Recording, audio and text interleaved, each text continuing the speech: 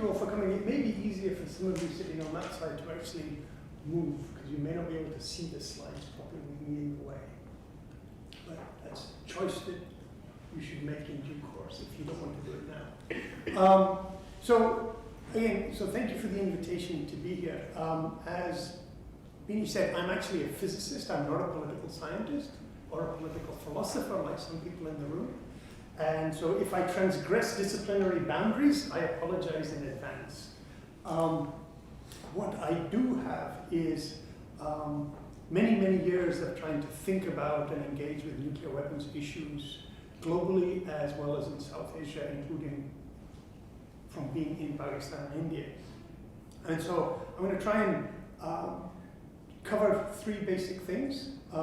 One is about how we got ourselves into the situation that we're in, and how serious it is and why it's much more serious than some people may imagine. But with a focus on a little bit more of the science, technology, and material base for some of these things, rather than the evolution of systems of ideas and institutions, which are also important parts of this process. And the connection to Kashmir will become obvious in due course, both at the beginning and the end. So the first thing is, some of you may recognize this picture. If you do, can you put your hand up but not say what it is? Okay, that's interesting. So this is just for me, so I know that this was the talk I gave here. So this is a photograph taken by an astronaut from the International Space Station in 2015. And the orange line that is running up that side is the fenced border between India and Pakistan. You can see it from space. It is one of the few borders between two countries you can actually see from space, because the whole thing is fenced and lit. And the white blob down here is the city of Karachi. So on the right-hand side of the picture as you're looking is Pakistan, on the left-hand side is India. And if you follow the orange line up, you get to here. And that's where the line ends. And it shows where is Lahore, where is Islamabad, where is Delhi, where the Himalayas begin, and then there's Srinagar in Kashmir, off by itself, in the end of the picture. So again, this is another picture taken by an astronaut from the space station. So the line that begins in the Arabian Sea as the border between Pakistan and India, and looks by and large empty in the sense of being not densely populated except for Karachi over there.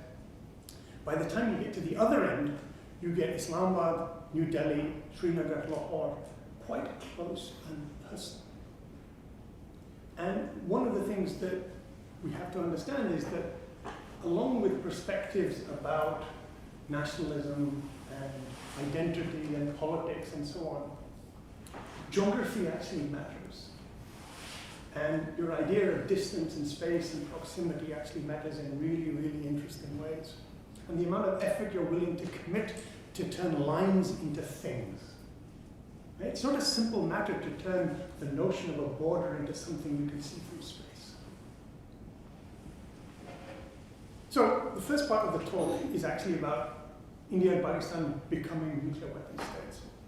So as you all know, and many of you are well versed in this history about independence, and the fact that one of the very earliest decisions that was made by the government of newly independent India was actually to create the nuclear program.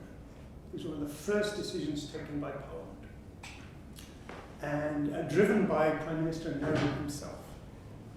And you have to ask the question that we've just had partition, right? Hundreds of years of British colonial rule have just ended.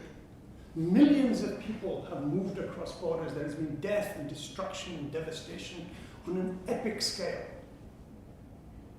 And yet 1 year later, what are you doing? You're passing laws about creating a nuclear atomic energy research commission, as if you don't have bigger things to worry And one reason for that that's worth keeping in mind is that how many of you know what is United Nations General Assembly Resolution 1? The very first resolution ever passed by the United Nations in its first meeting, apart from MENA. Resolution 1, January 1946, the first decision taken by the United Nations, even before it decided what are the languages that will be recognized by the United Nations. Resolution 1 is, we need a plan for the abolition of nuclear weapons. Because the destruction by the United States of Hiroshima and Nagasaki in August 1945. So in that context, it is perhaps not that surprising that independent India within a year is asking the question that, what does the future look like? What has the past just taught us about what war might look like, what other things might look like in the future? So they passed a law about creating an atomic energy commission. And so very quickly, over the next few decades, there was an attempt to build a nuclear capacity in India. And with help from the United States, Britain, and others.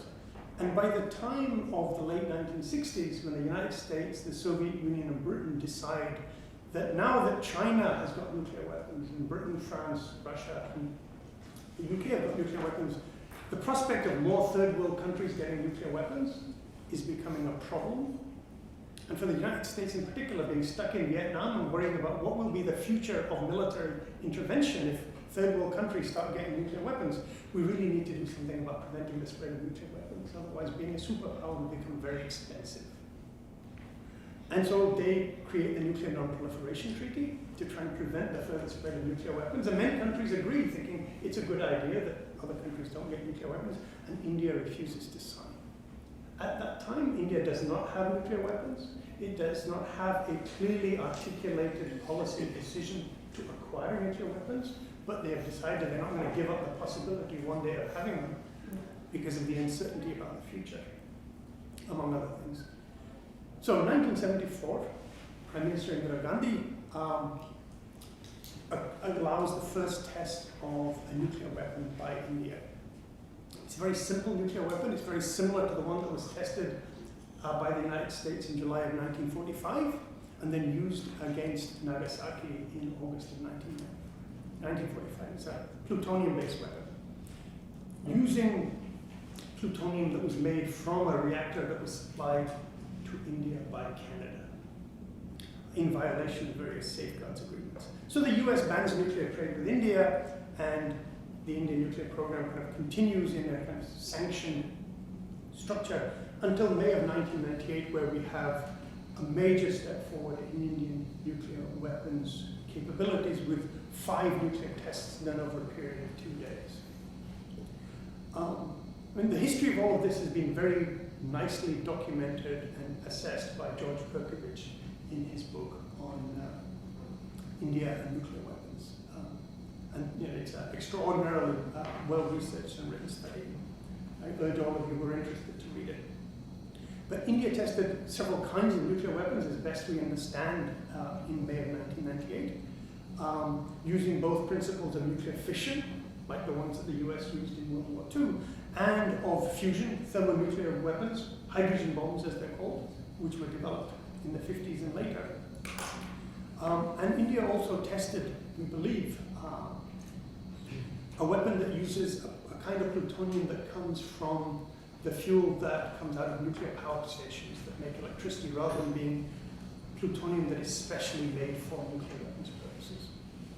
There is a dispute in the scientific community, even today, after 20 years, about how well these nuclear weapons that were tested actually worked, between what the Indian government and its scientists said was the explosive power of these weapons and what the international community was able to detect using various tools that we have for measuring the yields of nuclear weapons. But there was a commitment to not test anymore, not as part of the treaty, but as a moratorium, which has remained in place since then. It's actually a very interesting issue as to why this moratorium is held for such a long time. So the kind of material base that makes nuclear weapons possible, the nuclear and nuclear weapon, are 2 kinds of fissile material. Fissile just means it can sustain the fast fission chain reaction that releases the nuclear energy that powers the nuclear explosion. Those materials are plutonium and highly enriched uranium. So India makes both materials. plutonium production, India, we assess, and this is part of the work that I'm involved with, is this international panel on fissile materials. Most countries try and keep secret the amount of nuclear weapons material they actually have, and the number of nuclear weapons in most cases. And so what we've been trying to do is to do an independent assessment based on the histories of nuclear programs and applying physics to understand how much could they have plausibly made. And so for India, our best estimate as of now is that they may have about 600 kilograms of plutonium that is actually a weapon grade, which is about 150 weapons worth, depending on the design of the weapon. So we've had to make some assumptions about the size of weapons and the kinds of weapons, but it's up that ballpark. India has a very large nuclear power program for making electricity, and the plutonium that comes out of those reactors, there's a lot more of it, and there's about 7 tons of that is available to the Indian government, and it is not under safeguards. In other words, India has not committed that that material will be used only for peaceful purposes. In most countries, the International Atomic Energy Agency inspects material that is committed to be for peaceful purposes to make sure it is only used for peaceful purposes. India has made no such commitment for this material. So one very interesting development that is part of the Indian program is that they have been pursuing for a long time the idea of a fast breeder reactor, which is a very specific kind of nuclear reactor, which several other countries, including the United States, Russia, Britain, France, Japan, and China have tried, but almost all of them have abandoned this technology because it's just very, very hard, very expensive to make it commercially viable for making electricity. But India has been building this prototype fast breeder reactor, and the fuel for it is this plutonium that comes out of other electricity making reactors. But it can be used as a plutonium laundry. So you put in this plutonium from electricity making reactors, and what you get out of it, along with electricity, is a purified form of plutonium, you might imagine, that can be used for making weapons. And so when we modeled what this reactor could do, we estimate that it could make about 100 kilograms plus a year of weapon-grade plutonium. So this would be a huge increase in India's plutonium production capability. Since the 1970s, India has made so far about 600 kilograms. This reactor will produce more than 100 kilograms a year. It was supposed to start operating in 2010. It has still not started operating because they can't get it to work yet. And so what we know about India's nuclear weapons capabilities today in terms of the material base for these is very different from what it would have been if their plan to have this reactor up and running in time had actually matured. Technology sometimes gets in the way of the ambitions of strategists and planners and politicians. So it may begin operating this year, perhaps next year. They keep delaying the start. It may never operate properly. Other countries have tried and failed, but there's no guarantee that India can't get it to work eventually. But then the calculus of how many nuclear weapons India has and could have in the future changes quite dramatically, especially since India has plans to build more of these kinds of reactors. India also makes highly enriched uranium, the other material that you can use to make nuclear weapons. But you also can use this material as fuel for nuclear submarines. Because nuclear submarines can be powered with a nuclear reactor, as the US does, Britain does, France and Russia does, China does. So India also has a nuclear-powered submarine. So the highly enriched uranium can be used for both purposes, with different kinds of enrichments in some cases. And India, so far, we believe, has made about 4.5 tons of material mostly for powering its nuclear submarine fleet that is being built. But over the last decade, there's been a substantial investment in expanding its capacity to make uranium enrichment. So the pictures in this slide actually show one site in Karnataka where it was a site that was under construction in 2010, and now there is this big facility there which we understand is actually a uranium enrichment plant for making highly enriched uranium. So this has been a significant investment in increasing the capacity to make this material. So if you think back to 2010, the breeder reactor was supposed to be working, these plans were under construction, and so India's nuclear program could have been much more advanced in terms of the scale than it has actually turned out to be for a variety of reasons. The other thing that India has done is that over the decades since its nuclear weapons test, it has developed a very, very ambitious ballistic and other kinds of missile program to develop technologies and capabilities for delivering these nuclear weapons. So the range has gone from the first kinds of missiles, it had the Prithvi missiles, from 150 to 350 kilometers range, to new missiles that are under development, which are basically intercontinental ballistic missiles, comparable in range to those of the United States, Russia, Britain, France, and so on, with ranges in the order of 10,000 miles, and able to carry more than one nuclear warhead on the top.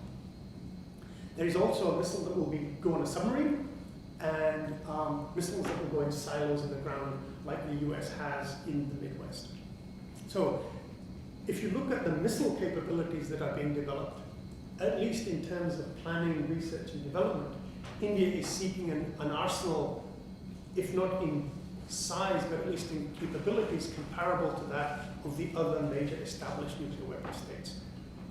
Nuclear missiles with intercontinental range, nuclear missiles on submarines, in silos, and so on. The two key technologies that we've been looking at to understand where this will go in the future, one is the Arihant nuclear-powered submarine, which is the first of a fleet of these nuclear-powered, nuclear-armed submarines that India is developing. And in November 2018, the Prime Minister of India, Narendra Modi, said that this submarine has carried out its first deterrence patrol.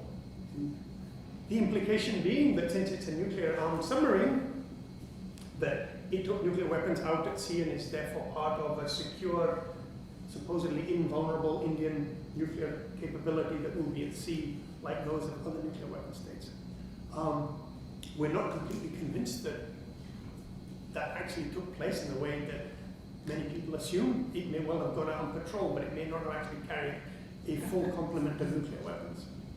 But the goal is to arm it with 12 nuclear-armed missiles, and the plan is for 4 to 6 of these submarines. And the reason you need so many is that at any given time you may have 1 or 2 submarines actually at sea, patrolling, at some depth, just going round and round, waiting to be told to launch their missiles.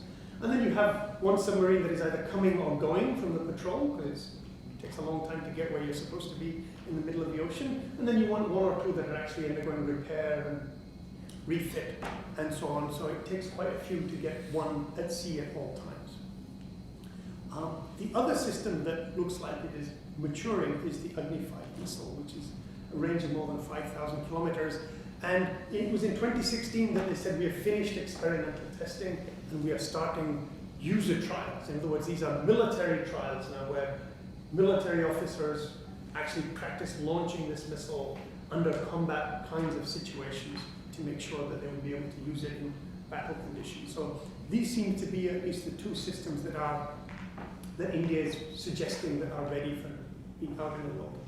And the estimate as of 2019, there is no official number from the government of India, is that there are about 130 to 140 warheads available, and that this may grow to of the order of 200 to 250 by 2025.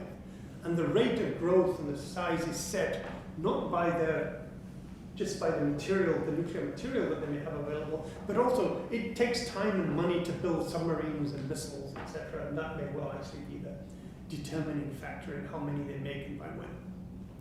India also has been developing ballistic missile defenses and an anti-satellite weapon. And in 2019, they have announced that the first phase of their ballistic missile defense system is ready, and the plan is to defend Delhi and Mumbai, presumably against missiles from Pakistan. Nobody who is a serious scientific analyst takes this seriously. The only other country that actually thinks that it can defend a city against missiles is Russia.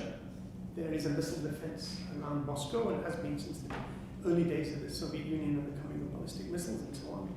And nobody believed that we would actually be able to get it to defend Moscow. And the US strategy was, okay, if you're going to put missile defenses around Moscow, we'll just target more missiles on Moscow. And eventually they will get through. And the anti-satellite weapon tests, there have been 2 so far this year, and the first successful one was in March.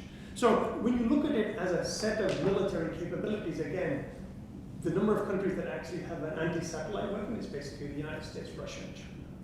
So India sees itself trying to seek that kind of capability. And missile defenses, so far only the United States and Russia have said that they have any kind of missile defense capability. India just wants to put a marker in place to having that capability also. So projecting this forward, one gets a sense of the larger scale ambition possibilities that are in play, even though it may take unknown amounts of time and effort and resources to actually get them all to mature, and whatever maturity may be. So let me turn quickly to Pakistan, to just give you a sense of comparison perspective. The Pakistani program comes much later. It's not in 1948, even though everybody read in the newspaper that India has launched its nuclear program in 1948. The Pakistanis did not say, oh, we have to have one now too. Didn't happen. Didn't actually happen until the early 1950s, and you can actually date it exactly. The front page of the newspaper says, Prime Minister of Pakistan visits President Eisenhower in the White House. Pakistan launches Atoms for Peace program, because this was Eisenhower's pet project, Atoms for Peace. And the simple goal was that by promising to share nuclear technology for peaceful purposes, the United States was trying to signal to the world, US atoms good, Soviet atoms bad. Okay? We will share, they won't. You should be on our side of the Cold War. And Pakistan said, yeah, we'll take that. This is also the year Pakistan signs a mutual defense agreement with the United States, and the Atomic Energy Commission is created, and other kinds of cooperation. But strictly speaking, cooperation is not the right word, because it wasn't a two-way street, it was all a one-way street. People went to the United States to be trained and brought back American sensibilities, ways of organizing, ways of thinking, institutional practices, and tried to set up shop in Pakistan. So that applied for the military, where the Pakistan Army was reorganized along American lines. Pakistan set up an Atomic Energy Commission full of scientists trained in the United States. And Pakistani economists were sent to Harvard to learn how to do development, and came back and wrote the 5-year plans for the Pakistani economy. And the first 5-year plan, produced by the government of Pakistan, says in one of the early pages that the purpose of economic planning in Pakistan is to turn Pakistan from a rural, backward agrarian society into an atomic society in an accelerated fashion. That was it, 1955, first 5-year plan. This is what we're going to do. Didn't happen, but it's a separate matter. There was pressure in the 60s for having a nuclear weapons program, a lot of it driven by Zulfikar Ali Bhutto. And Pakistan did refuse to sign the Nuclear Non-Proliferation Treaty when India refused. But it was only after the war led to the independence of East Pakistan as Bangladesh that a formal political decision to launch a nuclear weapons program was actually taken. And the scientists who had previously been trained in the US as part of Atoms for Peace were repurposed to make the nuclear weapons program. The head of the Pakistani Atomic Energy Commission, charged with building the Pakistani nuclear weapon, was actually trained in the United States as part of Atoms for Peace in the 1950s. And the US government literature at that time takes actually great pride in pointing out, oh look, we trained this young guy from Pakistan. And he goes off to build the bomb eventually. And there was assistance from China eventually. So in 1998, when India tested, Pakistan tested. They again tested multiple times over 2 days. The political symbolism being what it is, you add up India's 1 test in 74 and 5 in 1998, and you get 6. So Pakistan says we did 6. Let us never assume that parity doesn't matter. And no one actually knows if there were 6. We didn't actually see 6 signatures of nuclear weapon tests. They said, oh, it was complicated. But they did the tests actually inside this mountain in Balochistan. These are stills captured from Pakistani television. And the white is where the nuclear weapons inside the mountain actually go off. The shock wave from the explosion shakes the top of the mountain, and the dust that sits in soil gets pushed up into the air, causes a big white cloud. And there's a big dispute over the yields of these tests and how well they worked and so on, but no one doubts the fact that there were nuclear weapons that were tested and they did explode. And the material that was used was highly enriched uranium. The highly enriched uranium came from a uranium enrichment program, which some of you will know about because of A.Q. Khan and the technology that he procured in various ways from Europe. We think that by now Pakistan has made about 3.5 tons of this material. The program has always been part of a weapons program. There's never been a civilian facade for this.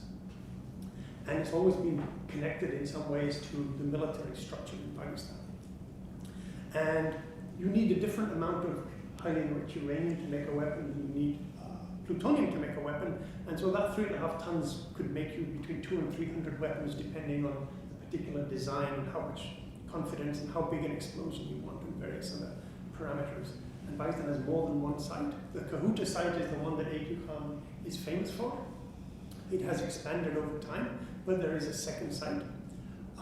There is a concern about how much uranium Pakistan may actually have available in the long run to keep producing material. Because Pakistan also is under international sanctions, so it can't buy uranium on the international market. It has to mine its own. Pakistan doesn't have large uranium resources that we know of. And China in the past has actually given Pakistan uranium, including highly enriched uranium, including 50 kilograms, which is several weapons worth of uranium as a gift.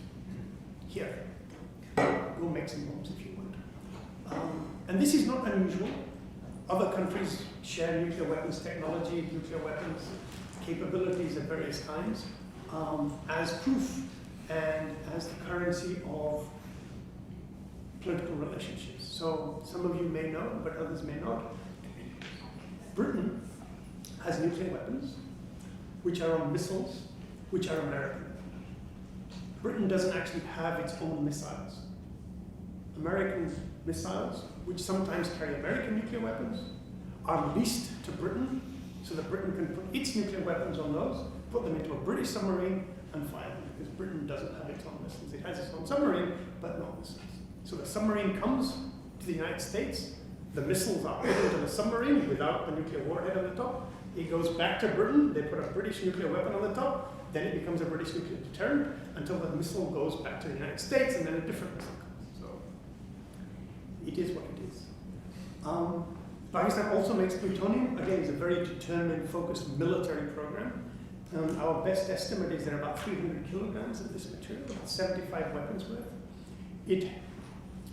There are 4 nuclear reactors that Pakistan uses. All of them, we believe, are now operating. But a lot of this has been a crash program in the last decade or so to get these 2nd, 3rd, 4th reactors up and running. We were actually surprised by the scale and speed of the focus on getting these reactors to operate. But they're all running now, so this stockpile will grow faster than it's taken to get to this stage because all 4 reactors are running. Like India, there's been a huge expansion in nuclear-capable missiles. Again, a lot of this is research and development. Building long-range missiles, you start by building short-range missiles and making the range bigger and bigger and bigger, and to carry more and more weapons, etc. So they've gone from 180-kilometer range missiles to now missiles that are over 2,000 kilometers in range. And they have ground-launched cruise missiles and cruise missiles that can be carried by an airplane and launched. And so it's a very compelling and interesting array of missile technologies. And it's hard to believe that Pakistan has developed all of these missile capabilities without Chinese assistance. Some particularly interesting ones. One is this 60-kilometer range battlefield nuclear weapon that some of you may have read about, Nasser. Pakistan is the first country to actually, in modern times, to develop a dedicated battlefield nuclear weapon capability. The United States used to have 7,000 battlefield nuclear weapons stationed in Europe. And so Pakistan will never get close to something on that scale, but it's been a long time since somebody said, oh, we're going to build nuclear weapons specifically for use in conventional battlefields. They've also tested their first submarine-launched cruise missile. And they have a 2,000-kilometer range missile that they say will be able to carry more than one warhead. So in other words, you can hit multiple targets with one missile. So these are quite advanced missile capabilities. The Nasser, the battlefield one, is very interesting in many ways. The general who's been in charge of Pakistan's nuclear weapons program for more than 15 years, Khalid Kidwai, actually has said publicly that by having these, what he calls tactical nuclear weapons, that we've blocked the avenues for serious military operations by the other side. If you're a Pakistani general, the other side does not need to be spelled out. Everybody knows what you mean. But the fact is, the presumption is that these battlefield nuclear weapons will be used against Indian conventional military forces, because Indian conventional military forces are much larger and more available to be deployed against Pakistan than Pakistan can match, or has been willing to try and match. And so the first test of this was in 2011. But as far as we know, they're being built, but they're not actually operationally deployed. And it's not clear, the conditions under which they would actually be deployed and not risk being attacked early in a battle. That's a separate matter. So the current estimate is that Pakistan has between 150 and 160 nuclear weapons. And it's projected to have the order of 200 or so weapons by 2025.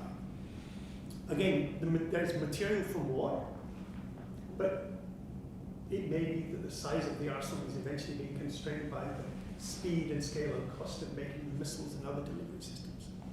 So one interesting fact about this, along with the battlefield weapons, is that Pakistan has this Shaheen 3 missile, which, as I mentioned earlier here, has a range of 2,750 kilometers. And we thought, why would you build a missile with a range that is as specific as 2,750? Right? And this is the answer. It's the distance that you would have to fly to get from Pakistan to the Andaman and Nicobar Islands, where India is building a strategic submarine base for its nuclear-powered submarines. So Pakistan said, if you're going to hide your nuclear submarines in the Andaman Islands, we will build a missile that will reach there. And they said explicitly that Pakistan wants comprehensive coverage of any land area that India might think of putting its weapons. So if you think you can hide far away from us, well, we'll build a missile that will reach there. But it's unclear whether you actually know that the submarine is there when you fire your missile. So you may just be firing at an empty space by the time your missile gets there. But, and it's not clear that Pakistan has reconnaissance satellites that will tell it when the submarines are there or not there. But you're sending a message about coverage. So we could have avoided all of this. Right? So this is point number 2. We're in a pickle, but we could have avoided all of this. So after the nuclear tests of May of 1998, the UN Security Council passed Resolution 1172. It was a unanimous resolution of the Security Council. And it said that India and Pakistan have to immediately stop their nuclear weapon programs. And what I've tried to tell you is they did not. And they were not to deploy or weaponize weapons, they were not to develop ballistic missiles, and they were to stop any further production of material for nuclear weapons. Every single thing the Security Council told them you have to do, they did not do, and have not done for 20 years. It also said that no other country should help them. That also has been violated, including by the members of the Security Council. But if they had stuck to their guns, we could have avoided a large portion of mess that I've described. And one reason why this resolution just never went anywhere was 9/11. The United States decided it had a higher priority than worrying about this, and the rise of China. The United States decided that having India on its side was more important than worrying about this. So for both Pakistan and India, external factors and the fact that nobody else was willing to commit to this agenda, trying to prevent the further weaponization of South Asia, meant that the Russians, the US, and the Chinese, who could have helped constrain the scale and scope of nuclear weapons development in South Asia by making India and Pakistan consider and imposing costs, higher costs on them for making those choices, decided they had other more pressing interests. And so what I've described to you has unfolded the way that it has in large part. And Pakistan has basically tried to also use various international mechanisms to try and block any restraint on its nuclear weapons program. by blocking talks on a treaty that would actually ban the production of nuclear material for weapons. So the UN has been trying for a long time to get this treaty, and Pakistan now has been blocking consensus on beginning negotiations by saying that India has more nuclear weapon materials than we do, and it points at this 7 tons of Indian plutonium that I mentioned. So they have 7 tons of stuff. We don't have 7 tons, so until there is parity, we're not going to talk about this. They talk about a fissile material gap. There's also an issue about how big an arsenal Pakistan actually wants. That is unclear, and especially if you're going to build tactical battlefield nuclear weapons, you need a lot if you're going to actually fight tanks. And a lot of weapons mean that you need a lot of fissile material. And Pakistan also has now started to claim that if India is going to build missile defenses, what if those missile defenses work? And they start shooting down our missiles, so we need more missiles, which is what the US used to argue. But if the Russians are going to shoot down our missiles, we'll build more missiles. And so we may need to build more weapons because the Indians have missile defense. And Pakistan is also trying to just get leverage for various other kinds of political parity with India. So that's the nuclear part of the story. Right? We're in a mess, and we could have not been in this mess. Let me turn briefly to Kashmir. And so many of you know the history of Kashmir, so I won't spend too much time on this. But there's been various kinds of resort to force over claims to the land and the people of Kashmir since 1947, basically since partition. The Kashmiris have their own struggles for autonomy and self-determination that precede 1947. Right? I mean, there's a narrative of Kashmiri history about wanting to have self-determination and their own right to make their own decisions and shape their own governments that predates anything to do with the creation of Pakistan or India, from the days of when it was a princely kingdom. And that is a story that is not given enough attention and weight. Most of the time, Kashmir is talked about that this is a struggle between Pakistan and India, as if the Kashmiris actually have no political history of their own. So there is a line of control that now separates what was historically Kashmir between the part that is controlled and administered by India and the part that is controlled and administered by Pakistan, with historically varying degrees of autonomy given to these areas. Pakistan has tried various times through various means to use force to try and claim and recover and take over all of the parts of Kashmir that it historically has said belongs to it as part of the conditions of partition. And it tried in 1965, it failed, and it's tried again in various other kinds of ways, often resorting to the use of proxy forces to either try and instigate rebellion and an uprising among Kashmiris against Indian rule, or to create an international crisis where the international community will come in and try and compel India and Pakistan to have talks that would lead to a resolution which Pakistan hopes would then lead to Pakistan getting Kashmir because of various UN resolutions calling for a referendum on the rights of the Kashmiris to decide their future. But there are hundreds of thousands of soldiers now along the line of control, and it is a continuing, enduring source of conflict, but it's not constant. It goes up and down. And one of the things that's worth keeping in mind is that Kashmiris are political actors in their own right. They have agency. They're not just trapped between the Pakistanis pulling on them in one direction and pushing them in the other direction, or Delhi pulling and pushing them. They have their own agendas. There are Kashmiri organizations that want complete independence. There are those who want more autonomy within an Indian structure. And there are those who are willing to enter into political coalitions with governments in Delhi so that they can rule in Kashmir. So all kinds of possibilities of cooperation and contention have actually historically been in play at the same time. And different groups and different agendas have been able to dominate the process at various times. So it's a mistake to assume it's a simple Indian-Pakistani binary and that the Kashmiris don't have ideas and arguments and goals of their own, and that they are also contending with each other on some of these things. So 9/11 shaped Kashmir in particular ways, as did the coming of nuclear weapons. Let me go back one. So one thing is that immediately after the nuclear tests of 1998, Pakistan actually sent some of its troops, but without their uniforms, across the line of control into India, into the Kargil area of Kashmir, to try and create a crisis that would then lead to some kind of international intervention that would force negotiations, given that they now had nuclear weapons and the nuclear shadow became very explicit over the Kashmiri question at this time, where the implication was that Indians and Pakistanis are fighting in Kashmir. If the fighting escalates, both sides have nuclear weapons, oh my God, there might be a nuclear war, we have to do something. And it eventually ended with the Pakistani Prime Minister rushing to Washington, DC, and President Bill Clinton trying to tell him that nuclear war is possible, this has to stop. And eventually Pakistan withdrew and there was no international intervention. But this was the first explicitly nuclearized Kashmiri crisis that we've experienced.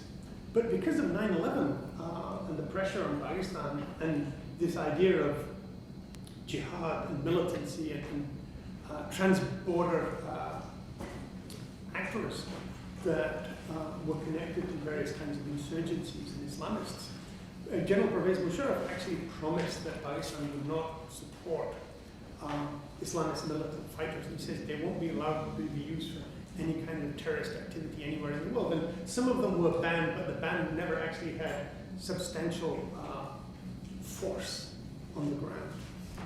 And so in 2003, there was a ceasefire along the line of control. And there was progress in a peace plan, and there was actually a moment of optimism where it looked like we might actually get the beginnings of some kind of soft settlement over Kashmir. But that fell apart. And let me kind of jump forward to where we are now. So with the coming of Narendra Modi and the BJP to power, one of the key issues that was there in 2014 in the elections, when the BJP won, was a much more assertive and public focus about the need to address Kashmiri militancy and Pakistan's hand in driving this. And in 2016, the killing of a very prominent Kashmiri triggered an upsurge in Kashmiri resistance. If you track Kashmiri resistance over time, like resistance movements elsewhere and social movements and political campaigns elsewhere, there is an up and down process. Some of it is intergenerational, some of it has to do with other kinds of dynamics of opportunities and the scales of repression and so on. But starting in 2016, there was a new generation of protests and a new kind of intensity of protests, which the UN High Commissioner for Human Rights wrote about in 2018, documenting a very different texture and character to Kashmiri resistance, which was met with a very, very intense scale of Indian repression.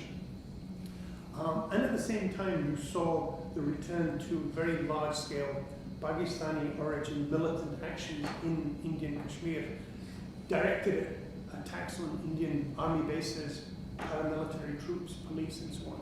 And in one of them in 2016, the Indian government actually then responded by carrying out its own attacks across the line of control in the other direction to targets inside Pakistani Kashmir. And so the situation on the line of control has become very, very bad in the past couple of years. And so if you count the number of ceasefire violations, there's a scholar in Delhi, Habiman Jacob, who actually documents the scale of these ceasefire violations. And they've gone from a few hundred to thousands, to basically almost, if the Pakistani claim for 2018 is to be believed, then we're talking about multiple ceasefire violations every day now. The issue is that in this context of violence official violence, in the sense these are Indian and Pakistani troops firing at each other in various kinds of ways, there's also been this background of popular protest and militant interventions. And the most recent that you all will have followed was earlier this year when there was a suicide bombing attack on an Indian paramilitary convoy that killed more than 40 soldiers.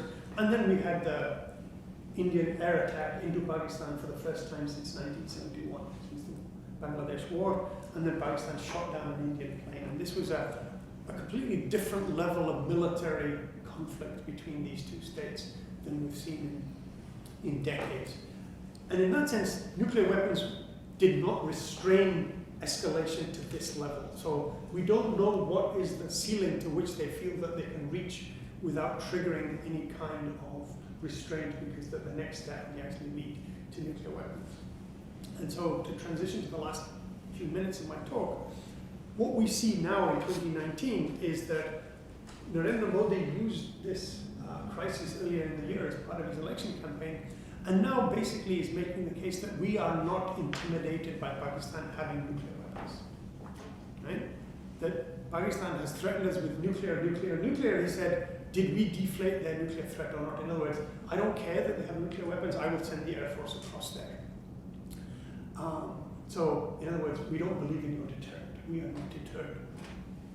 The Kashmiris, at least some of them, Sayyid Salahuddin from Hizbul Mujahideen, has said that given the situation in Kashmir right now, with the 2 months of curfew and lockdown and communication blackout and so on, after the BJP government ended the autonomy status of Kashmir, he says that Pakistan should just send its army into Indian-occupied Kashmir. Just come in and liberate us, knowing that this full well leads to all-out war. And Imran Khan, if you read his op-ed in the New York Times or listened to his speech at the United Nations, you know, he's making one of those classic early Cold War thundering speeches about, you know, nuclear war is coming. And so we are now at this moment where the pieces technologically are in place, and in various ways politically are in place. And the threat escalations, and I don't believe in your deterrent, and I will not be intimidated, that dynamic of also trying to prove that you are not to be intimidated also are in play. So it has all the makings of one of those early Cold War crises that are familiar from Cold War history. So the path to nuclear war is well understood by at least some people who think about these things. Others, we allow for a lot more contingency in the ways that things go wrong, but that if there is conventional war, Pakistan's plan is to use nuclear weapons against Indian conventional forces. And the Indian army now exercises on the presumption that Pakistan will use nuclear weapons against its soldiers and tanks. And how will they keep fighting? In other words, go ahead, use your nuclear weapons, we are trained to keep going. And again, the general in charge of the Indian army in 2018 said, we will call that bluff, let them use their nuclear weapons. So the most recent calculation, if you don't read the science literature, was in October of 2019. I commend this article to you. It's well worth a study. And it actually gives a particular scenario for the path of war, what targets might be and how many would die and what it affects what. Summarized in 3 slides. So this is for different kinds of nuclear weapons use by India and Pakistan, how many targets they may use and how many people would die and how many people would be injured. And the answer is tens of millions in both countries. And in the case of India, you know, it could be in excess of 100 million people. And these are prompt casualties. These are people who will die within hours of war.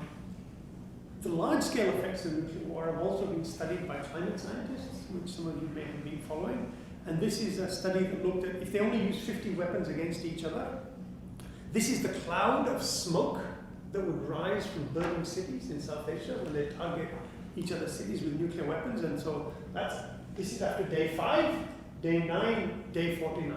Right? So basically within 2 months, most of the world is covered by a cloud of smoke and soot from burning South Asian cities, which will blanket the sun, and the surface of the earth will become cold and dark.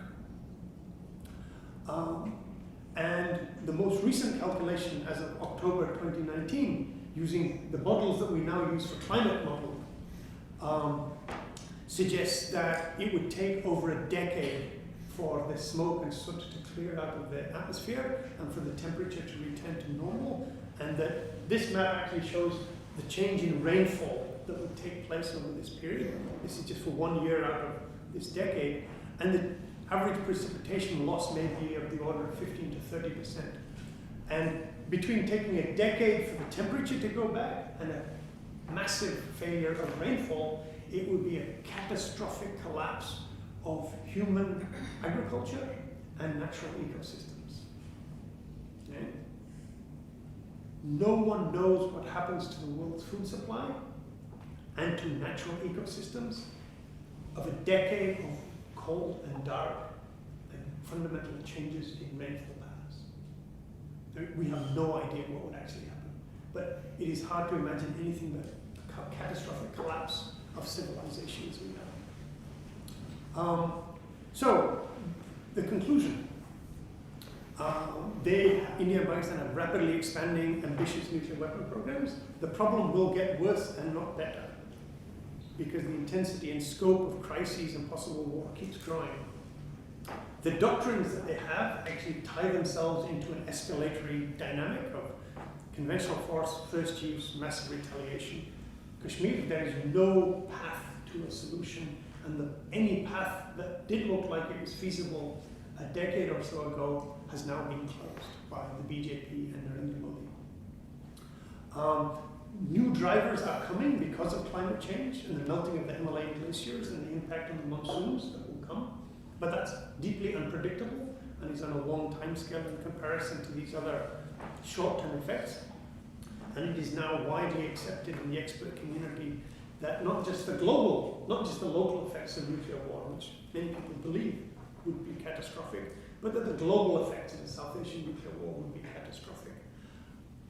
And my last observation, and I'll stop, is that there is a striking lack of concern about all of this, both in the region and globally. Thank you.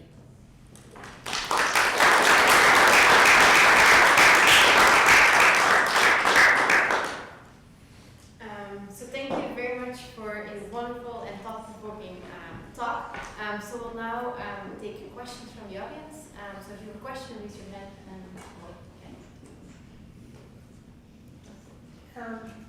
Thank you for a really comprehensive and interesting presentation.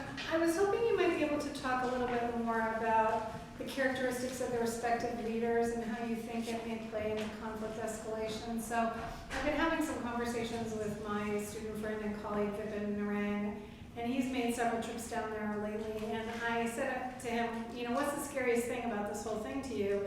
And he said, I think both leaders are really overconfident. They're really overconfident about their ability to emerge victorious.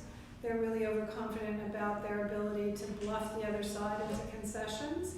And that he sees a very high risk of accidental escalation out of that dynamic. And I'm just curious how you see that, and if you have any additional comments about the characteristics of the leaders, either with regard to their domestic constituencies or just in their own internal characteristics and interactions that may play into the risk that we're confronting. Well, no, thank you for that question. So yes, I mean, one of the things I tried to point out is that, you know, leadership matters. And to the extent to which certain kinds of political systems give undue authority to individuals, it does matter. It also matters that leaders presume that they will be obeyed. Right. Yeah?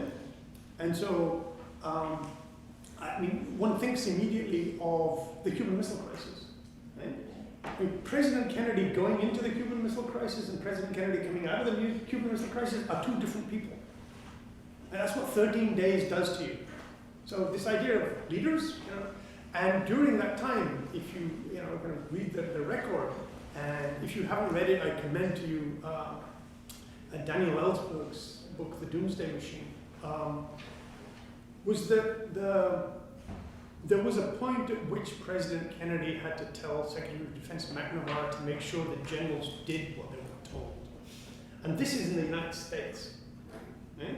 So this idea of the leader, you know, one can overstate the leader.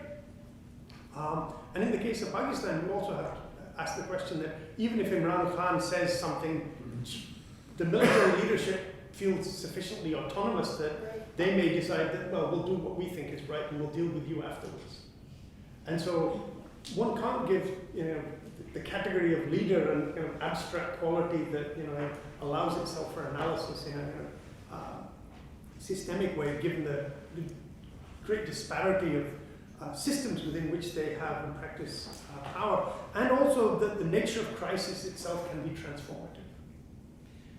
So can I ask a follow-up question to that? Is that possible? And this actually comes out of a comment that I heard recently in a meeting that your colleague Chris Sharga made, which is, do you need that experience of socialization? Do you need the experience of the Cuban Missile Crisis to learn that you need to be cautious? Or is there a way to learn that without that kind of experience? Like, are we going to have to live through the Indian-Pakistani equivalent of the Cuban Missile Crisis, which may not turn out as well, in order for the countries and leadership and military to be socialized into understanding the risks and becoming more cautious? I mean, they've had several crises, though, right? But at what level of Well, learning? so one argument is that before the Cuban Missile Crisis, there was Berlin, there was this. None of them kind of quite reached the level of intensity that made them kind of think, oh dear, this is serious.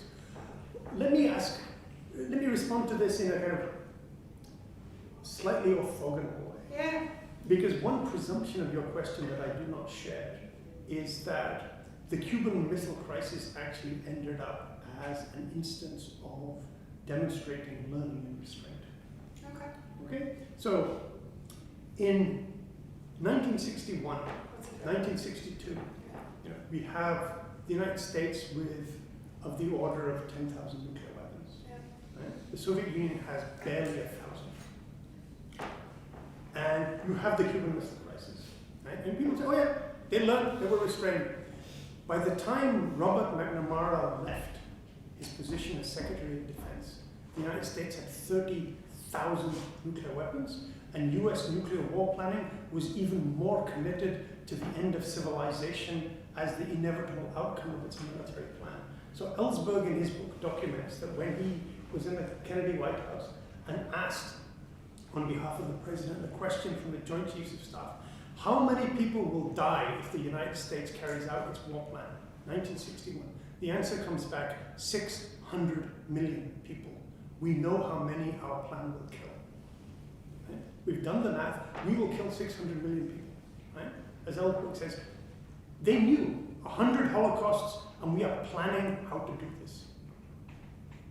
By the time McNamara leaves, the people who sort of learned from the Cuban Missile Crisis, we do not know what the casualty consequences from the US war plan, which continues by and large, if we understand from Ellsberg and others, largely unmodified. The scale is not 30,000 weapons anymore. So, what exactly was learned? Would be one question. I want to push back, though. So, I mean, I think, I take your point, but the Cuban Missile Crisis did not break out into a nuclear war, and that is the single most important point. And from that, they learned that was the beginning of arms control and hotlines and, crisis stability management mechanisms and all kinds of things. So I agree with your point, but I mean, there was an important restraint which then gave rise to a whole set of measures to stabilize the deterrent relationship. Well, and that's the question whether India and Pakistan have done that, and they have not. Well, the question we shouldn't presume to take over the entire conversation, but let me just answer and then I'll take the question from back there. So, I concede that there was some of these outcomes that you mentioned.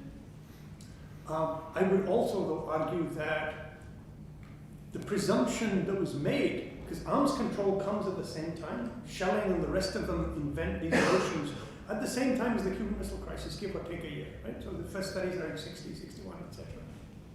Creation of the Arms Control and Disarmament Agency, etc. And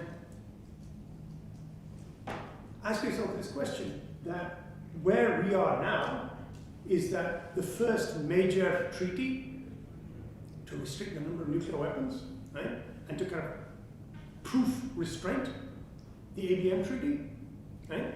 The US withdrew in 2002. Right? The INF Treaty, the US and the Russians have withdrawn. Right? The last major arms control treaty that remains, New START, may not be extended. Right? New generations of nuclear weapons have come, right? And both in the 80s and subsequently, I think we could make the case that what has actually happened is not just the routinization of nuclear deterrence, but the fact that people presume that they can live safely on the edge. Right? So I think that it's not so much that it was proof of restraint, there was more going on than I think, than at least I interpreted from your question. And Nina is right to talk about that part, but I think that what we've seen is actually the launch on warning posture of the United States now, which gives the president the power to basically launch all the weapons within minutes, right, is to me compelling evidence that there is a degree of socialization and normalization that we can live this close and it will be okay. Right? And to me, that is actually a terrifying thought, that we feel able to live in a world where that is now routinized. And to the extent to which the Cuban Missile Crisis makes that possible, that our criteria is, did the bomb go off, is the measure. I think actually that sets a different bar than the one that I would use as my sense of what it means to be restrained and to have learned anything at all. So there was a question. Yeah, thanks. I have two questions. One's perhaps more of an observation. So I work on the India-Bangladesh border, and in those borderlands, which in the region is considered to be in contradistinction to this border, a friendly border. Now, in the past month, there have been tremendous protests across Bangladesh about a recently signed bilateral treaty for India to withdraw water from a river, from the River Fini. So I was wondering about the question of water and natural resources, not as in relation to climate change and consequence of nuclear war or conflict, but to what extent do you see that as part of one of the factors leading to conflict between India and Pakistan? That was one question. And the other is, it occurs to me, and particularly the sort of contrast between the first half of your talk, where you spoke so much about the uncertainties, not just in sort of political discourse in the way, by way of two leaders really mean what they say, etc., but the extent to which the history of the development of these technologies, do we have to shoot all the way to the Andaman Islands? Is it even really there? The history of these technologies in Pakistan seem to be also a history of guesswork to a certain extent, about each other's capacities and what is the kind of benchmark to which they need to strive. So I'm wondering if that, and to me that really was a contrast with the way in which you, the projections of the devastation and the climate change, the catastrophic, those kinds of projections, which again are projections, but nonetheless offer some vision, some measure of certainty. So I'm wondering if the question you end with, that no one seems to take this seriously, how much can we think about that condition in terms of not just the political uncertainties on which all of this hinges, but this very fundamental technological the uncertainty that sort of lies beneath this technological plan altogether. So the first part about water and natural resources, so there was actually a slide in there about water, but I was getting signals to hurry up. It's a perfectly valid point, and in interesting ways, it's always been an issue. And it was an issue at the very beginning. And one of the things that has actually held up in all of these crises and so on has been the Indus Waters Treaty, right, between Pakistan and India on the separate allocation of water in the rivers and so on. Although that's coming under huge stress, increasing stress. And there's also a situation where now, along with arguments about the land and the people of Kashmir, right, Pakistan and militant groups and political organizations in Pakistan are starting to talk explicitly about water in Kashmir, the rivers, India being the upper riparian state, and what that means in terms of future conflicts. And so as populations rise, as agriculture and cities need more and more water, demands for water have increased dramatically. Right? The per capita availability of water has fallen dramatically. And as a consequence, both, and especially Pakistan, are water stressed and are among some of the most water stressed countries in the world.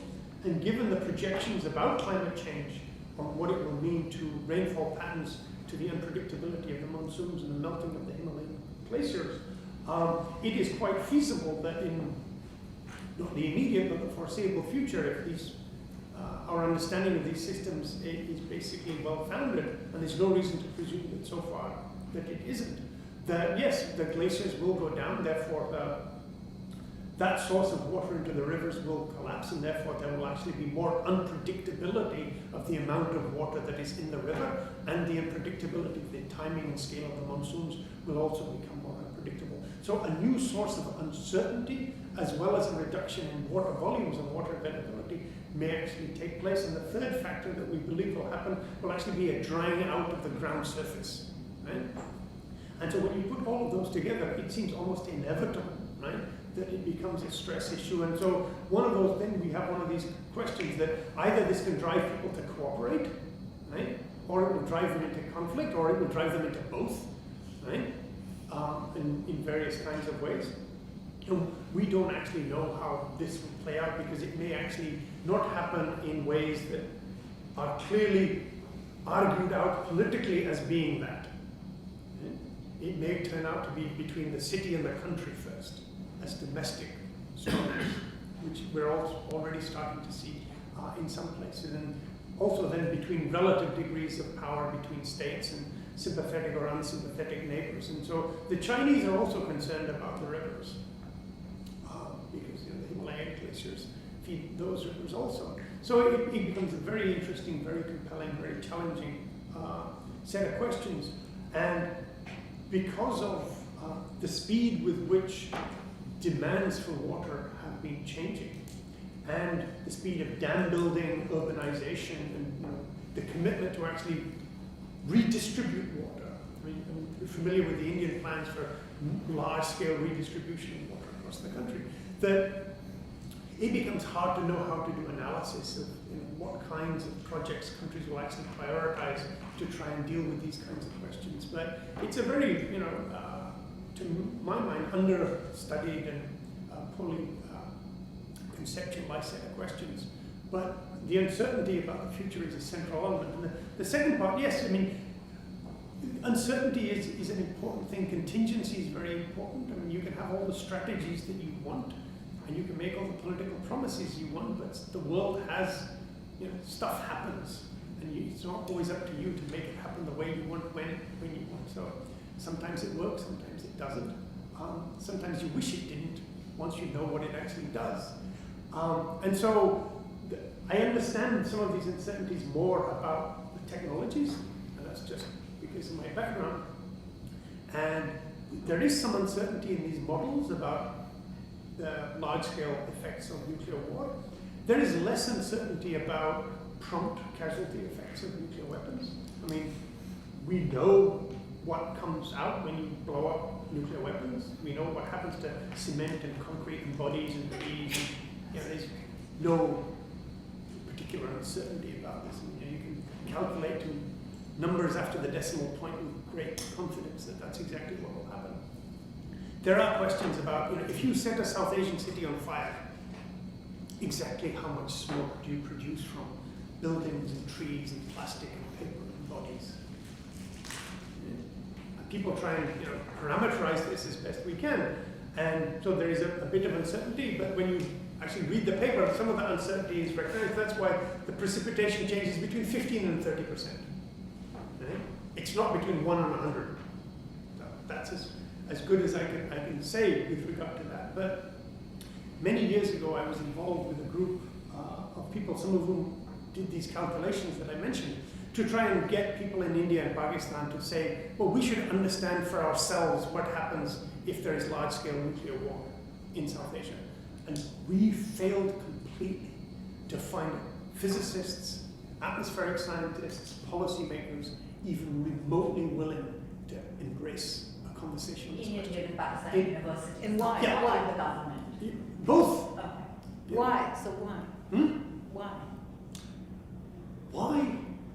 I think in part, well, I don't know that there's a simple answer. I don't think even they know why they don't want to go there. But some parts of it one recognizes that there is this catastrophism, for want of a better word, right? That look, it's going to be really, really bad. Does it matter about how bad? Right? Fatalism. Right? That's why I call it catastrophe. That it is catastrophic, so does it matter in what ways it is catastrophic? What difference does it make whether it's cold and dark and civilization ending within 5 years, 10 years, 15 years, or 20 years? It's just we're all going to be dead anyway, so why does it matter to us? Right? And it's not just them. Right? If you go back and look at the early history of thinking about nuclear weapons, there was this kind of what Nina calls fatalism, involved. That it's going to be really bad. So just that's it. Game over. And the details don't really matter. And so you get these kind of glib statements, oh, the survivors will envy the dead, and so on, which may well be the case for at least some time. But there was just an unwillingness to go there, to think about these kinds of questions. I also think that there's an element in which, unlike at least in the United States, where there has historically been a crossover between and a dialogue between the people who do weapons and scientists and others in the academy who talk about these things to each other, there is much smaller community and exchange in India and Pakistan between those communities. It's what little there is oppositional or clientelistic, in the sense that universities in South Asia are either got people in them who basically just say that, yeah, we believe in deterrence, and we do this, we do this, we do this, it's fine. And they're just saying whatever comes out as more or less standard government arguments about nuclear weapons. And there are a few scholars, academics, who are critics. But you don't, in my experience, have these kinds of conversations about, well, let's talk about specific technical, scientific, ethical, moral, political, institutional debates, structures, and as one consequence, there is this kind of gap that exists between those communities, and an attempt to kind of fill it through this way has not got anywhere. So, it may be that other people can find ways of being more creative in having that set of conversations, but we've tried over a very, very long time. And there was a time where, because we had spent time thinking about nuclear weapons and people inside nuclear weapon systems hadn't, they would come and say, okay, what should we read? And we'd say, well, you should read this, and you should read this, and you should think about this, and etc. But now that exchange doesn't take place anymore. And so, fair enough. Sorry, thanks for a very rich presentation. But I got about 20 questions, so let me start with two. There are two things I've heard from Indian government officials, and I want to find out if you think they're true. The first is that India, unlike Pakistan, has an impeccable record on non-proliferation. And the second is that basically we have enough weapons vis-a-vis Pakistan. The expansion is really about China. And we're thinking more and more about China. Do you think either one of those or both of them are true or not?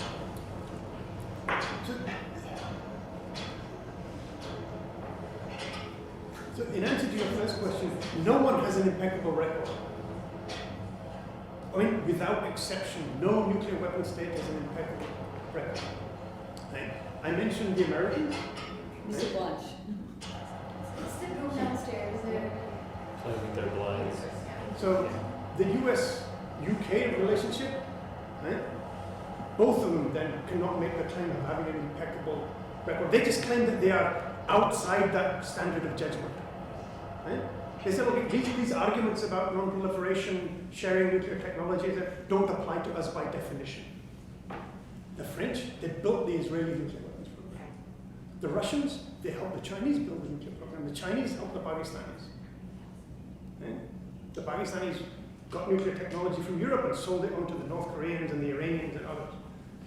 So the Indians, a large part of the current non-proliferation architecture that extends beyond the Nuclear Non-Proliferation Treaty, which entered into force in 1970, was put in place precisely because of India and its use of the Cyrus reactor and heavy water provided to it under safeguards for peaceful purposes to make plutonium for the 1974 nuclear weapon test. The Nuclear Suppliers Group was set up because of India, and other kinds of arrangements were set up specifically because India was seen as violating what were existing non-proliferation obligations.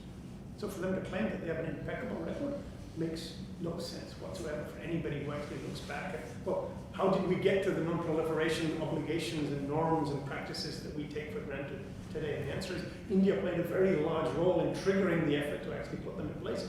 And one reason that India was sanctioned by the United States and the international community from the early 1970s up to the mid-2000s was precisely because of India being seen as having set a very bad example at proliferation.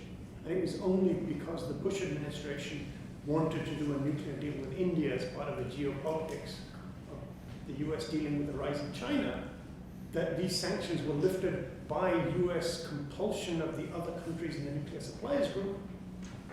Not all of them had to be compelled equally, since they also see a large market in India for other things, but they went along with lifting those sanctions on India uniquely. Only India was exempt from those sanctions. They would never have been under sanctions if it wasn't that there was a non-proliferation problem with regard to India. So it makes no historical or sense within the actual architecture to say that how could you have a perfect record if that is actually the case. So that's just not true. The second part about that we have enough nuclear weapons to deal with Pakistan and we're building nuclear weapons for China. Well, that's for them to know. Right? I mean, I don't know whether they think that destroying Islamabad is enough, or whether they need to destroy Islamabad, Lahore, Delhi, Peshawar, blah, blah, blah. I mean, their notion, they've only said that we believe in massive retaliation, and that if Pakistan uses nuclear weapons against Indian soldiers and tanks, even if those Indian soldiers and tanks are actually on Pakistani territory, we will retaliate against Pakistani cities. Right? So their entire doctrine is we will not go first, but we will massive retaliation against cities. Right? We will kill cities. So don't. How many cities? They've never said. Pakistan doesn't have that many big cities. What does it mean to kill a city? 1 bomb, 5 bombs, 10 bombs? I mean, Karachi is very big. And if you want to level all of Karachi with 95% confidence that every structure that is standing is flattened, like happened with Hiroshima, for example, you'd need a lot of nuclear weapons. So, it's an arbitrary statement to make that we have enough. Okay, I believe you. But you could just as easily argue one is enough. I mean, George Bundy in his book writes that for any American president, even one city is too many to lose. And that is actually enough of a deterrent. So, but is there a China factor? Is there a deterrence required? oh, sure. I mean, in their mind, yes. But then there are people in India who also argue that India needs to be able to deter the United States. I mean, you read their nuclear doctrine, it says that we want nuclear weapons to guarantee our strategic autonomy against everybody. French style, Doesn't matter. We want to deter everyone, which means including the United States. How many does it take to deter the United States? But if you ask them then, if that means everybody, does that include the United States? It gets all mushy. So yeah, there are people who want to deter China, and they think that we need missiles that should reach Shanghai and Beijing, and they've got them now.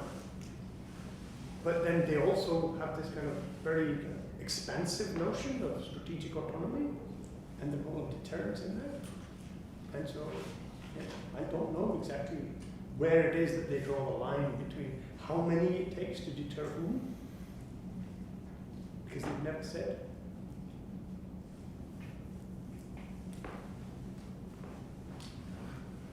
So I know you're not a political scientist, but I'm going to ask you a political scientist question anyways. And so I was just thinking about, the last thing you said, that no one's paying attention to this and that it's not getting enough attention, and maybe I'm wrong, but that felt to me that was a comment about that no one's paying attention to how serious this vertical proliferation is amongst these two states, that they're modernizing, they're growing their arsenals, and how dangerous a nuclear war can be. And I was just thinking, if you had a choice, if the international community would get more involved in that aspect and sort of try to negotiate arms control agreements or whatever, or would you rather the international community got involved in resolving the disputes about Kashmir in the first place? I mean, I felt anyway that there was an assumption that this conflict in Kashmir is eternal, inevitable, intractable, and so because of that, this nuclear proliferation is really alarming. But that isn't necessarily true, right? This conflict doesn't have to be inevitable or intractable. And so where would you, if you could choose where the international focus would go, would you want it to go towards that or towards the more technical, arms control-y, NPT type of things? No, thank you. I'm not sure I see that as a political sciencey question, but I may not understand the depth of the question either. But let me say two things. One is that I think that what I'm trying to get at is not just the nuclear weapons question. It's the fact that what is a potentially catastrophic potential in the world system has been allowed to emerge with relatively limited effort by the rest of the world to engage in restraining it. And it doesn't mean the United States has to solve the world's problems. Many world's problems would be much better if the United States didn't get in the way of trying to solve them. It actually is the source of many of the world's problems. But by no means alone, and not by no means all of them. But there are other people in the world. Right? And by and large, there has been, and as I said, it also doesn't get due attention in South Asia. So it's not that somebody should come and rescue us from our own mess. There is a failure to, at least in my opinion, to grapple with the potential consequences of what actually is now in play. Right? But this is by no means the only place where we have these grave dilemmas and problems that are emerging. There are other places and other kinds of problems that are also emerging. And what I see is actually a deeper underlying structural problem with our capacity to understand and engage with the resolutions of the problems that human society has actually created for itself. Marx once observed that human society actually never creates problems for itself that it can't solve. I'm not sure I believe that anymore. But so it's not that, as it was hoped, not as narrow as that. But in terms of the nuclear weaponsy part versus the Kashmiri part, one lesson, and I'm old enough to have lived through the latter part of the Cold War and the decade since then, is that one lesson that I've taken away is that what we were taught was a fundamental structure of the world for decades, the intractable, absolute antagonism and hostility between two world systems, right? Which made everything else have meaning. It ended, but the nuclear weapons have not gone away. War plans have fundamentally not changed, despite the fact that there is no Soviet Union, no communist, nothing, etc., etc. All of that went, but the weapons and the policies and the plans and the technologies continue and are now being modernized for the next N decades. by both the United States, Russia, and others. So in one sense, the enduring feature is actually the kind of material and institutional structure of what E.P. Thompson called exterminism.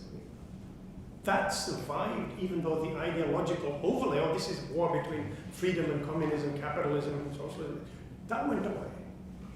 But everything else, by and large, has remained in place and continues to operate with the same catastrophic logic that was there before. And so, in that sense, even if we had a resolution of Kashmir, I am personally not convinced that the nuclear weapons would go away. And not just because of China, but the same logic that applied with the US and Russia. And so, at one level, it is representing something that doesn't just connect in one direction with the conflict.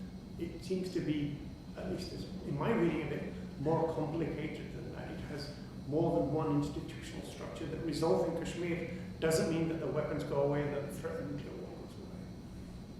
Whereas, if you get rid of the nuclear weapons, you will have conflict, and it will be awful and bad and terrible.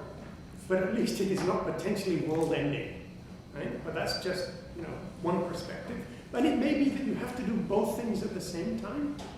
You need to do one to achieve the other, maybe. Right. But what we've seen is that ending the Cold War has not done what we thought it was going to do with nuclear weapons. And perhaps we were wrong to assume that that's the way that the logic of the politics.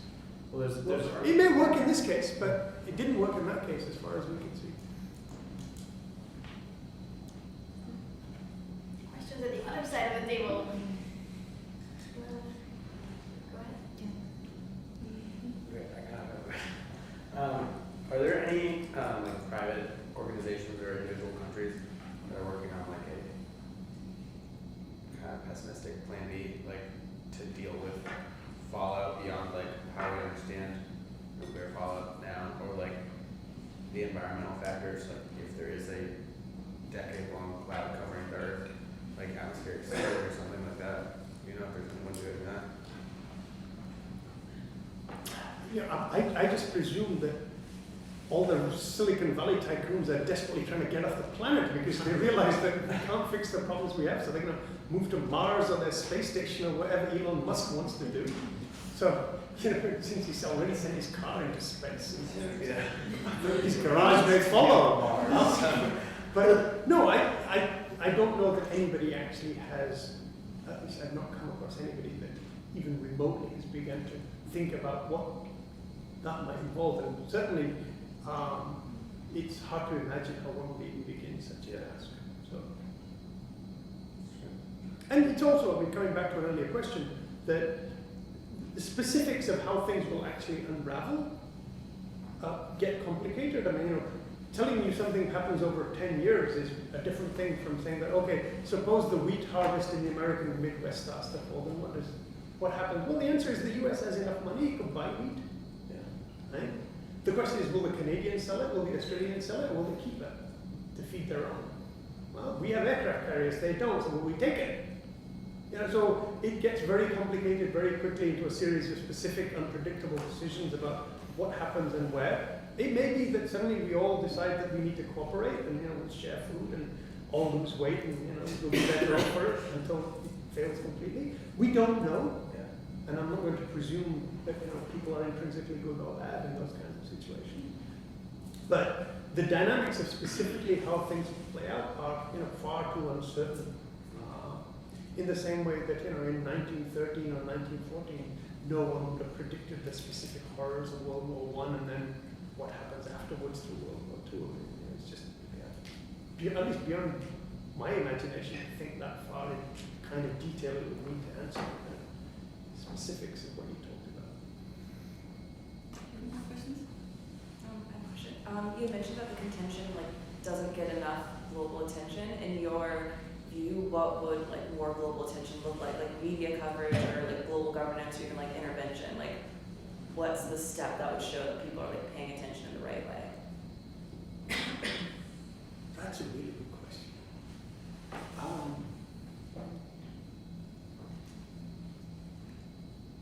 I think that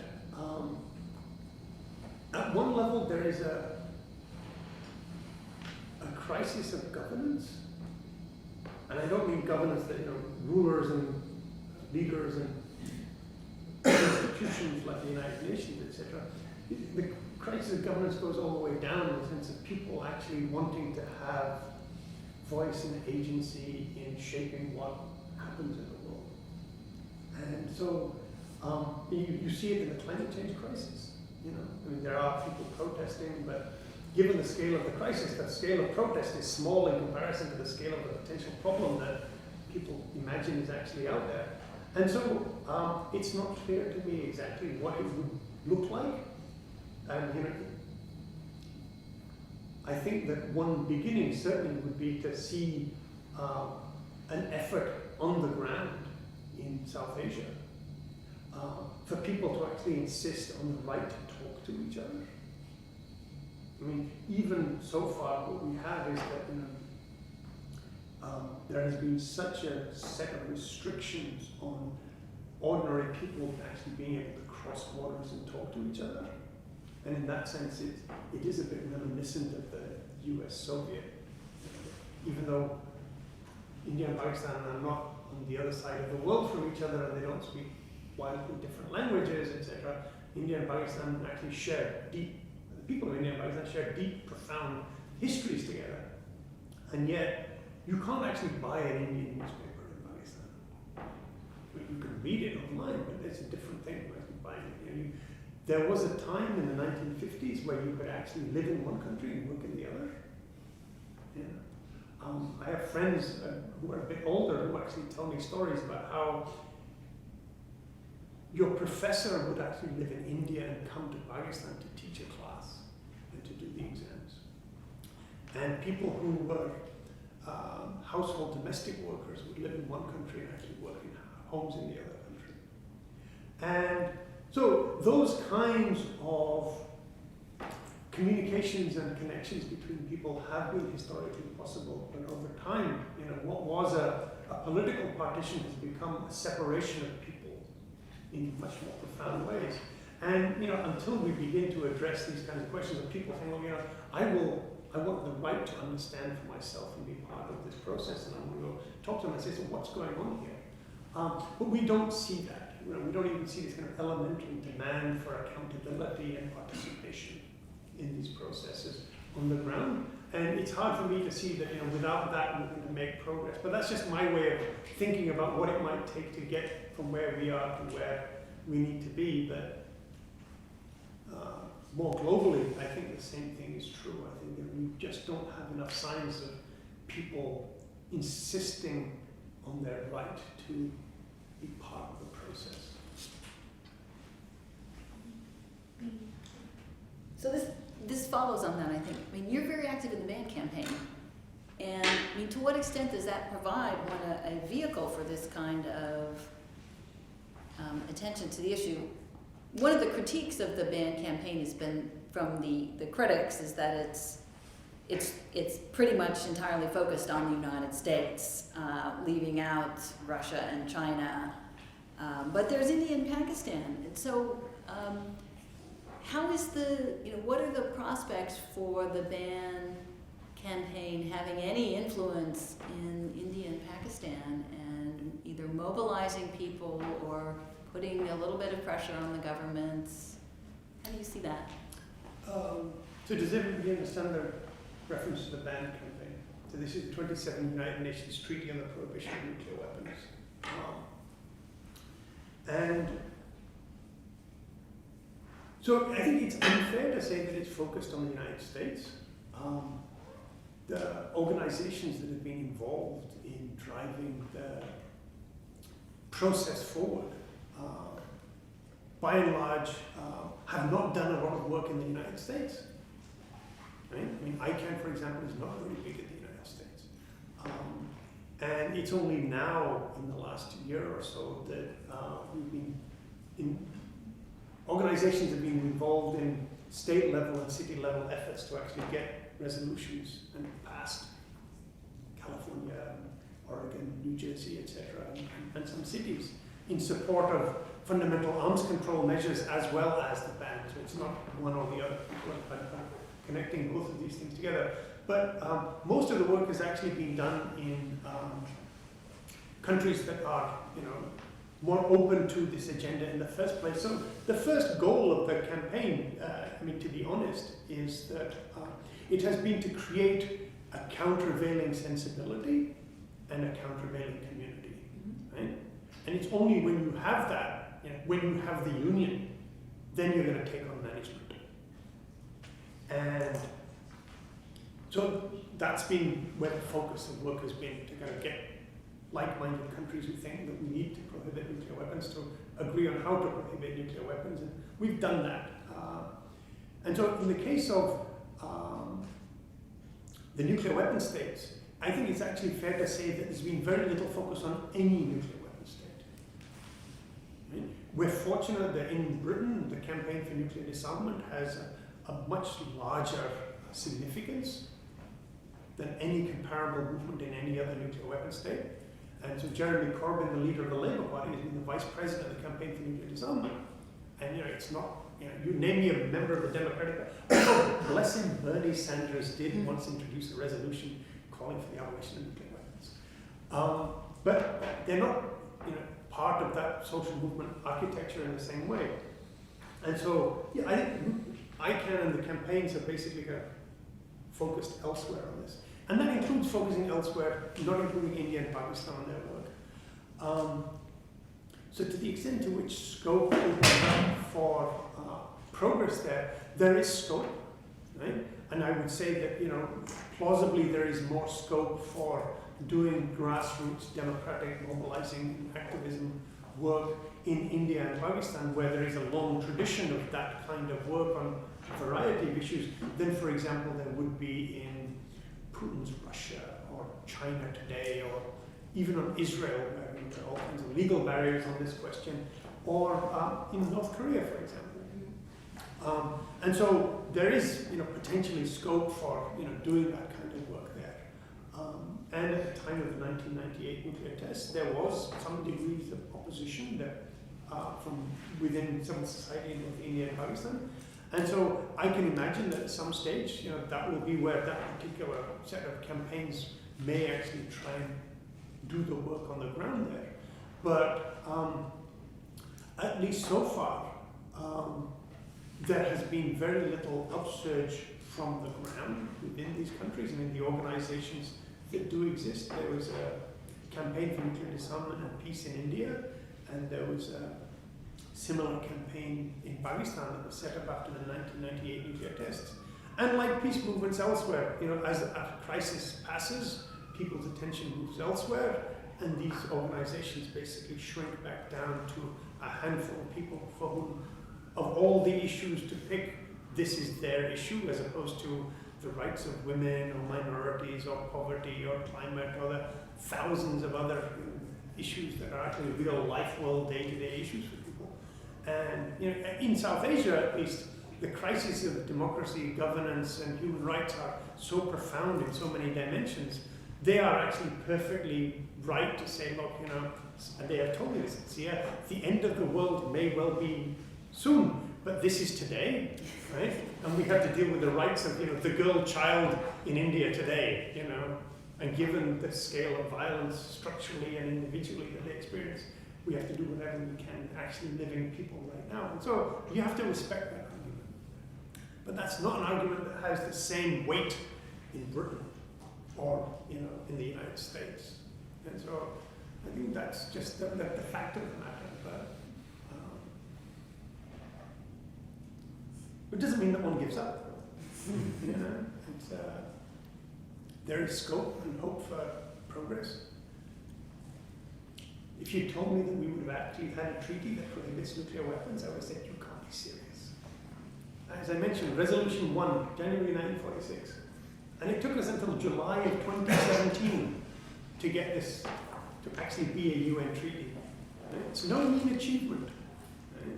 Just because everybody doesn't sign it doesn't mean you don't do it.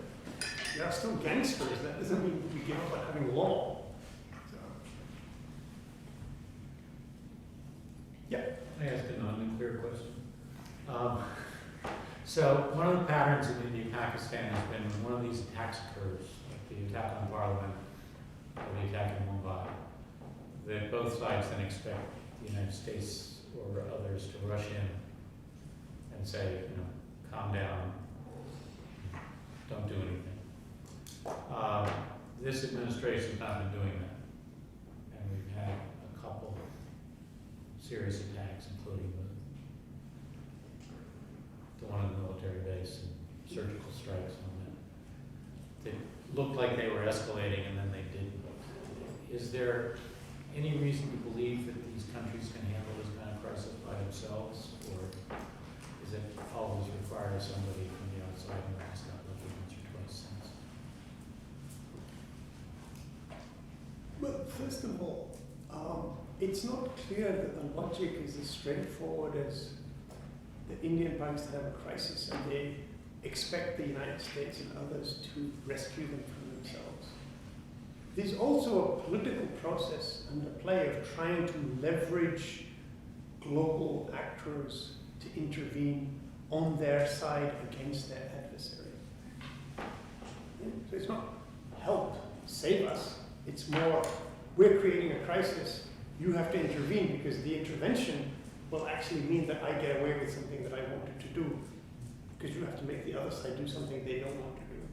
Right? So it's actually strategic intervention that they're seeking, not a cry for help, collectively in a crisis. So when you actually read the crises carefully, there are multiple things going on. It's just that many people in Washington, D.C. like to see themselves as white knights riding to the rescue.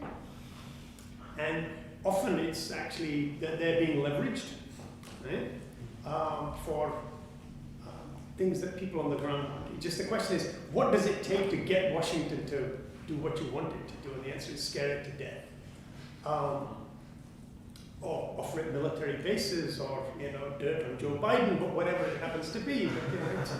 But, it's having people without power to learn what it takes to get power to work for them when they can. And this happens in South Asian crises as well.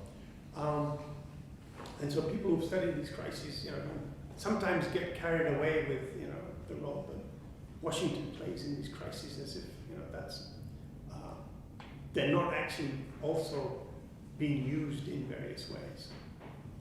The second part of it is that, can these countries manage when Washington doesn't come to their rescue? Sometimes yes, and the crisis that we had earlier this year, in February and March, with the shooting down of the Indian plane and Pakistan deciding to return the Indian pilot, it actually did resolve itself relatively quickly. It escalated very quickly, and it resolved itself very quickly. And in one sense, there wasn't a lot of international intervention from, and so, but on the other hand, the question becomes that to what extent was there an explicitly nuclear dimension that was brought into play? That since neither side specifically threatened the use of nuclear weapons, it didn't rise to the stage at which the United States felt like, we're good. If this is all they're going to do, fine. We're not, and others. So it may be that there are multiple factors at work here. But it's not clear to me that international intervention as such is a necessary condition for crisis management and crisis resolution. In the same way as I don't think that international intervention is actually only involved for crisis resolution. It plays multiple roles during, even at the start of a crisis. I mean, in some cases we have a good sense that Pakistan actually instigates a crisis specifically for the purpose of provoking and inciting an intervention. So it's not that anybody's coming to the rescue, they're being dragged into this situation. And so to the extent to which intervention then feeds that kind of calculus, right, it becomes part of the problem rather than part of the solution. And so it's very hard to talk about it in the abstract and not understand what are the specific goals of different actors in any future crisis that one imagines. And so, you know, it's not a very good answer to a really important policy problem about what do you do with regard to intervention when some actors in a crisis actually create crisis for the purpose of intervention. But that is at least what the historical record so far, as I understand it, seems to show that, you know, sometimes it's part of the problem, sometimes it does help. What it means for the future is very uncertain. Okay. So as the organizer, I'm gonna take the right to ask the last question myself. One of the organizers. So my question is, so how do you, in a world where deterrence has been, it's the talk of the day and living on the edge is normalized, how do you get from convincing a coalition of the willing, a coalition of the like-minded people to actually convincing nuclear weapon states to give up their nuclear weapons? What is the solution? How do you overcome the acceptance of the logic, or the acceptance of the deterrence logic that we have today? If I knew that, I would have done it already. I think that part of the presumption here is that that we know, and the answer is we don't know. Right? What we can do is try, and so it's. I mean, for me at least, one way to think about political activism, engagement, you know, being a policy entrepreneur, however you choose to frame it for yourself, has to do with, I mean, you can draw, I mean, at least for me, you know, examples have been Mahatma Gandhi. And the whole point, if you read his life and work, was to that I don't know that a salt march will actually do anything, but until we try something like this, we don't know that it won't. But at least I can see a logic, so let's try it. It's an experiment in political creativity and intervention. It depends on so many contingencies that you can't anticipate all of them, but it has certain kinds of value no matter what. So try it and see.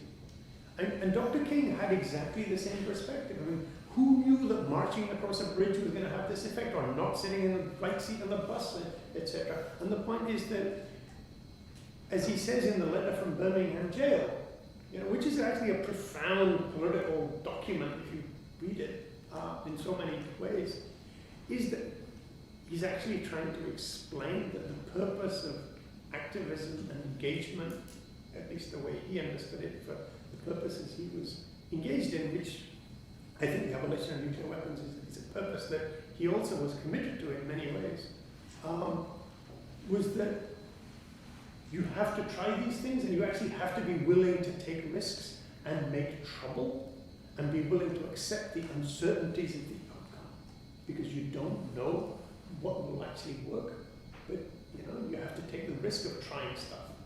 And so this is an experiment, right? In democratic possibility and political creativity, and you know, trying to bend the arc of history, so to speak. You don't know if you'll bend it, but you have to try in all the possible ways that you can, in the hope that, you know, one day one of these things might not be for us, but at least we have to keep going so that other people might find a better way than we have so far to get it to do what we need to get it to do. So there is no answer except that you have to try. As Camus says in The Myth of Sisyphus, you have to imagine Sisyphus happy. So that's what it is. It's our rock. So just happily keep pushing. So thank you very much for an